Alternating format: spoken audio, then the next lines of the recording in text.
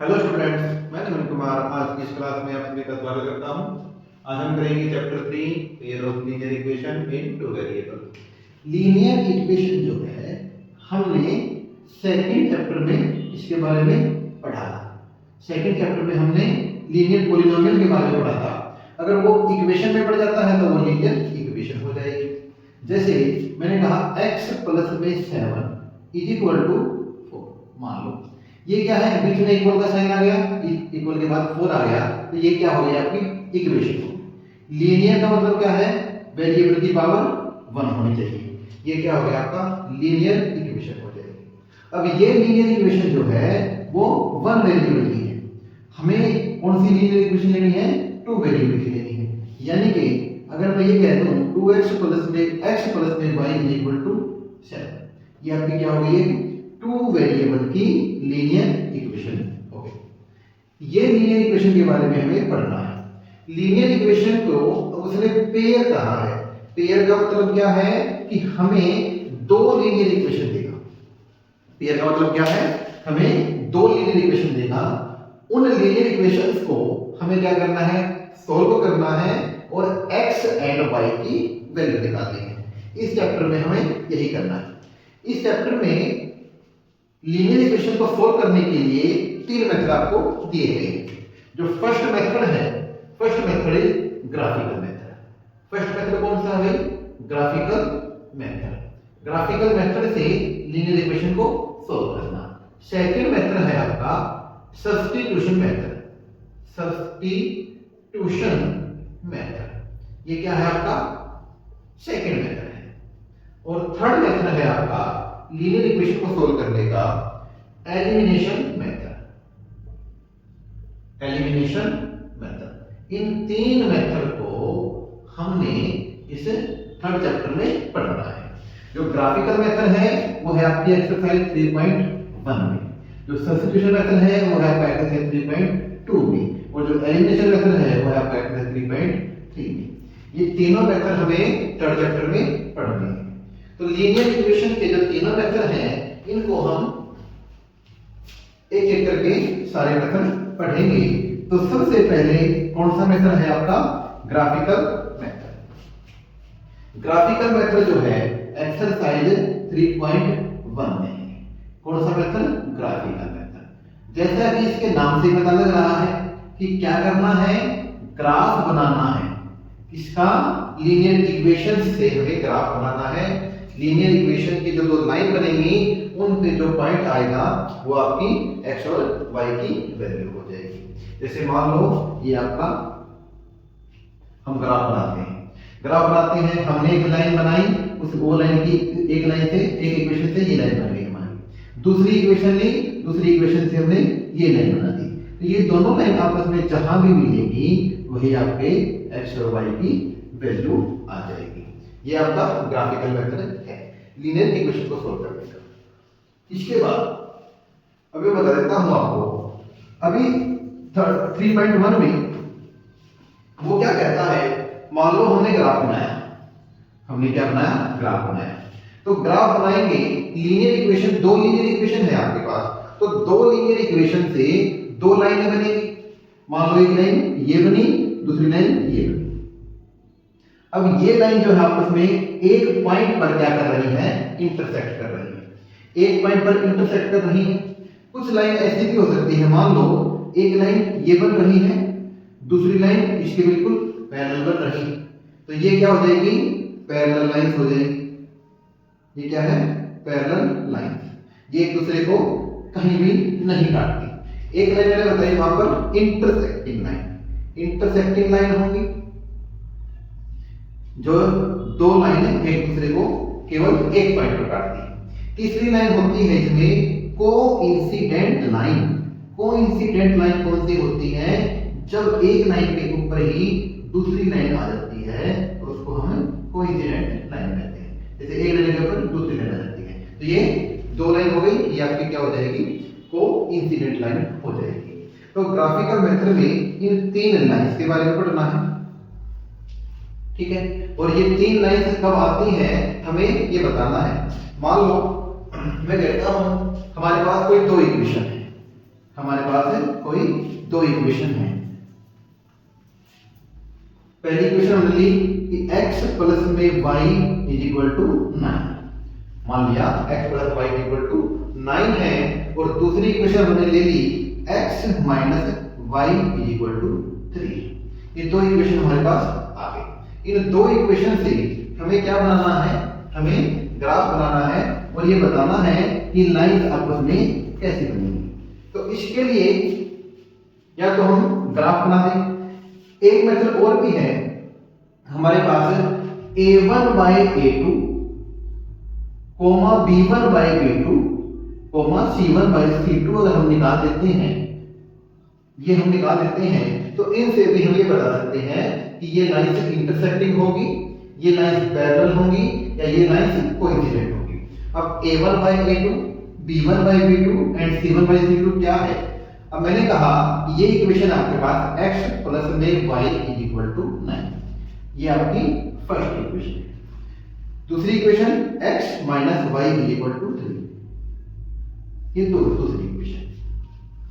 इस इक्वेशन में जो x के कोफिशिएंट हैं, ये फर्स्ट इक्वेशन है, जो x का कोफिशिएंट है वो आपका a1 है। इस इक्वेशन में जो y का कोफिशिएंट है वो आपका b1 है। इस इक्वेशन में जो कांस्टेंट टर्म है वो आपकी c1 है। इस इक्वेशन में जो x का कोफिशिएंट है वो a2, इस इक्वेशन में y का कोफिशिएंट b2 और कांस्टेंट टर्म आपकी c2। तो ये a1 a2 b1 b2 c1 c2 ये आ जाएगा। अब हमें ये देखना है कि a1 by a2 b1 by b2 और c1 by c2 से हम ये कैसे पता लगाएंगे कि लाइंस आपस में इंटरसेक्ट करेंगी, लाइंस आपस में पैरेलल होंगी, या लाइंस आपस में एक दूसरे के को कोइंसिडेंट, यानी एक लाइन के ऊपर दूसरी लाइन आएगी। तो इसके लिए हमें देखना है, अगर मैं a1 by a2 निकाल कर उसको b1 by b2 के इक्वल रख देते हैं, अगर वो दोनों आपस में इक्वल नहीं आते, अगर a1 by a2 b1 by b2 के इक्वल नहीं आता है, तो हम कह देंगे कि lines are intersecting, lines are intersecting lines हो जाएगी। ठीक है, अगर ये आपकी फर्स्ट केस हो गया, ये आपका सेकंड केस है। अगर a1 by a2 इक्वल आ जाता है b1 by b2 के, अगर a1 by a2 b1 by b2 के इक्वल नहीं आता है तो c1 by c2 निकालने की जरूरत नहीं है। लेकिन अगर a1 by a2 b1 by b2 के इक्वल आ जाता है, फिर c1 by c2 भी निकालेंगे, और वो मान लो इक्वल नहीं आता है, यानी कि a1 by a2 equal to b1 by b2 but not equal to c1 by c2, तो lines are parallel, lines are parallel हो जाएगी। ठीक है, और तीसरा केस है आपका, जब a1 by a2 इक्वल आता है b1 by b2 के और वो इक्वल आ जाता है c1 by c2 के, तो लाइंस क्या होंगी, लाइंस आर कोइंसिडेंट होंगी। कोइंसिडेंट का मतलब एक लाइन के ऊपर दूसरी लाइन आ जाएगी। ये आपका थर्ड केस हो गया। इन तीनों से हम ये पता लगा सकते हैं लाइंस इंटरसेक्ट होंगी, पैरेलल होंगी और या कोइंसिडेंट होंगी। अब इसमें एक बात और कहता है, इसमें एक बात और कहता है कि भाई इसमें सॉल्यूशन कितने बनेंगे। भाई इंटरसेक्टिंग लाइन है, देखो ध्यान से, इंटरसेक्टिंग लाइन है, फर्स्ट केस की अगर मैं बात कर रहा हूं, लाइन इंटरसेक्ट करेंगी, तो मान लो पहली लाइन ये है, दूसरी लाइन ये है, ये एक पॉइंट पर इंटरसेक्ट कर रही है, तो उसका वन सॉल्यूशन हो जाएगा, वन सॉल्यूशन हो जाएगा। वन सॉल्यूशन का मतलब हम यूनिक सॉल्यूशन भी कह सकते हैं, यूनिक सॉल्यूशन भी कह सकते हैं उसको। सेकंड केस में क्या है, लाइंस जो है वो पैरेलल होंगी, यानी एक लाइन के पैरेलल दूसरी लाइन। अब ये लाइन आपस में कहीं भी नहीं मिल रही और ना ही कभी मिलेंगी, तो ये आपस में कहीं नहीं मिल रही, तो ये लाइन क्या होगी, इसमें क्या सॉल्यूशन बनेगा, इसमें कोई सॉल्यूशन नहीं बनेगा, यानी नो सॉल्यूशन हो जाएगा। और थर्ड जो केस है आपका, मैंने बताया एक लाइन के ऊपर दूसरी लाइन आ जाती है, तो ये यहां से लेकर यहां तक, यानी ये लाइन जहां भी जाएंगी एक दूसरे के ऊपर दूसरी चली जाएंगी, तो इन लाइन में इनफाइनाइटली मैनी सॉल्यूशन हो जाती है, इनफाइनाइटली मेनी सॉल्यूशन हो जाते हैं। किस केस में? जब लाइंस आर कोइंसिडेंट हो, मेनी सॉल्यूशन हो जाते हैं। ठीक है भाई, ये आपका सॉल्यूशन हो गया। अब एक बात और रह गई इसमें कि वो कहता है कि कंसिस्टेंट होंगे या इनकंसिस्टेंट होंगे। इक्वेशन जो है आपकी वो कंसिस्टेंट होंगे या इनकंसिस्टेंट होंगी। कंसिस्टेंट में और इनकंसिस्टेंट में क्या फर्क है? मैंने 3 बातें बताई आपको। कौन कौन सी? पहली बात बताई इंटरसेक्टिंग लाइन, दूसरी बात बताई कि लाइंस आर पैरेलल, तीसरी बात बताई लाइंस आर कोइंसिडेंट। जब लाइन इंटरसेक्टिंग होगी, लाइंस आर इंटरसेक्टिंग होगी तो यूनिक सॉल्यूशन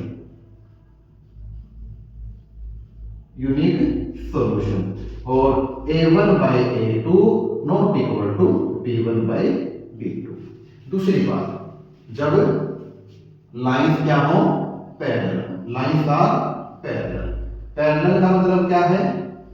पैरेलल का मतलब क्या है? नो सॉल्यूशन हो जाएगा। पैरेलल का मतलब क्या है? No solution.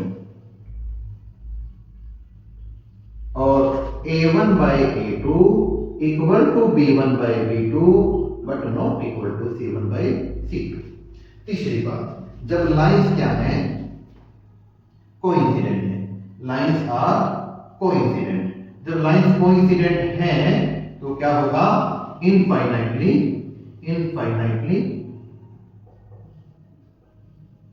मेनी सॉल्यूशन हो जाएंगे, इनफाइनाइटली मेनी सॉल्यूशन होंगे और a1 by a2 equal to b1 by b2 equal to c1 by c2 हो जाएगा। ठीक है, अब बात करता हूं कंसिस्टेंट और इनकंसिस्टेंट की। जब सॉल्यूशन बनता है, यानी कि सॉल्यूशन एक बने या बहुत सारे बने, जब सॉल्यूशन बनता है तो वो क्या हो जाएगा? कंसिस्टेंट हो जाएगा। क्या हो जाएगा? कंसिस्टेंट हो जाएगा। जब सॉल्यूशन बनता है तो कंसिस्टेंट, और अगर सॉल्यूशन नहीं बनता तो इनकंसिस्टेंट हो जाएगा। सॉल्यूशन नहीं बनता तो इनकंसिस्टेंट हो जाएगा।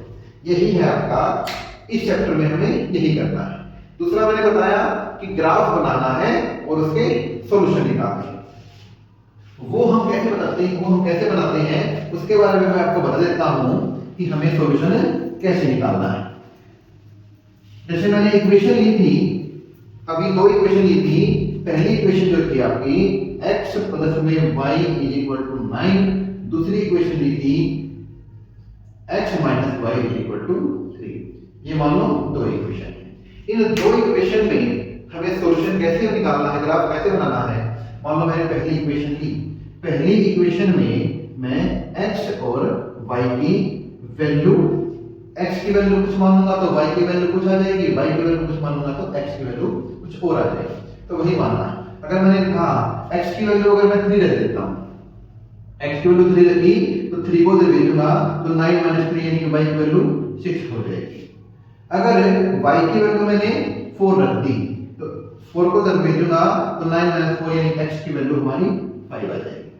ठीक है, इस इक्वेशन में x और y की वैल्यू कैसे निकालेंगे? अगर मैं x की वैल्यू वही 3 रख देता हूं, x की वैल्यू 3 रख दी, x की वैल्यू 3 रखी तो y की वैल्यू 0 हो जाएगी। देखो जैसे 3 को भेजूंगा 3 - 3 यानी कि 0 हो जाएगा। और जब y की वैल्यू 0, x की वैल्यू, y की वैल्यू 0 तो x की वैल्यू 3, अगर x की वैल्यू 0 रख देता हूं, 0 रख दिया अगर x की वैल्यू तो y हमारा कितना हो जाएगा? -3 हो जाएगा। ठीक है भाई, अब हमें इसका ग्राफ बनाना है। मान लो मैं ये ग्राफ बना रहा। ठीक है, हमने कहा कहां तक वैल्यू है, हाईएस्ट वैल्यू 6 है तो 6 पॉइंट ले लेते हैं। 1 2 3 4 5 6, 1 2 3 4 5 एंड 6।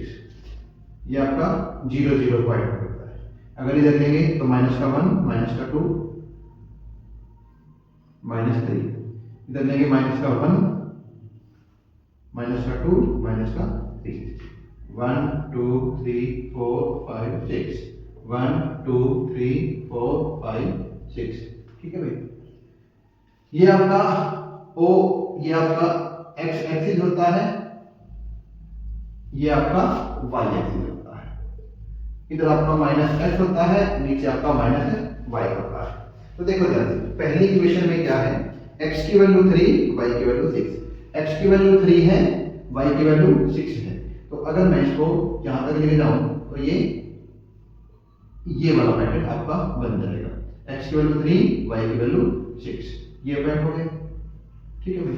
दूसरा, x की वैल्यू 5, y की वैल्यू 4, x की वैल्यू 5, y की वैल्यू 4, मान लो ये पॉइंट हो जाएगा। ये कौन सा पॉइंट हो गया, 4 x 5, 4, ये पॉइंट कौन सा हो गया आपका 3, 6। अब क्या करना है, इनको आपस में मिला देना है। इनको आपस में क्या कर देंगे, मिला देंगे, तो ये हमारा क्या बन गई, ये इस इक्वेशन की लाइन बन गई, x प्लस में y इक्वल टू 9।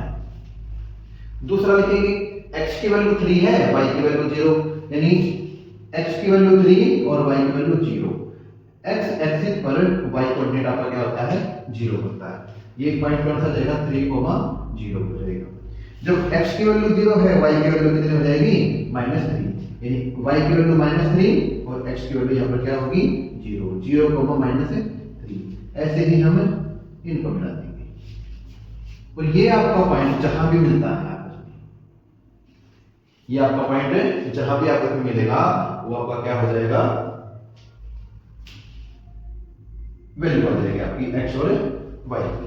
और देखो ध्यान से, ये लगभग आपका इधर आपका 3 पर मिल रहा है, इधर आपका 6 पर मिल रहा है। ये जो है आप स्केल से बनाओगे ग्राफ में, ये बिल्कुल एक्यूरेट मिलेगा आपका। तो ये आपका x की वैल्यू 6, y की वैल्यू 3, ये हो जाएगी। तो ये वैल्यू इसमें रख के देखेंगे क्या इनको सेटिस्फाई कर रहा है। तो ये आपको x की वैल्यू कितनी रखेंगे, 6 प्लस में 3 इक्वल टू 9, इसमें रखेंगे 6 माइनस 3 इक्वल टू 3, दोनों को क्या कर रहा है, सेटिस्फाई कर रहा है। इस तरह से हमें क्या करना है, ग्राफिकल मेथड से लीनियर इक्वेशंस को सोल्व करना है। ये था आपका एक्सरसाइज 3.1 का इंट्रोडक्शन। बाकी हम क्या करेंगे, नेक्स्ट क्लास में करेंगे। इंट्रोडक्शन ऑफ 3.1 एक्सरसाइज जो है हम नेक्स्ट क्लास में करेंगे। Thank you, have a nice day.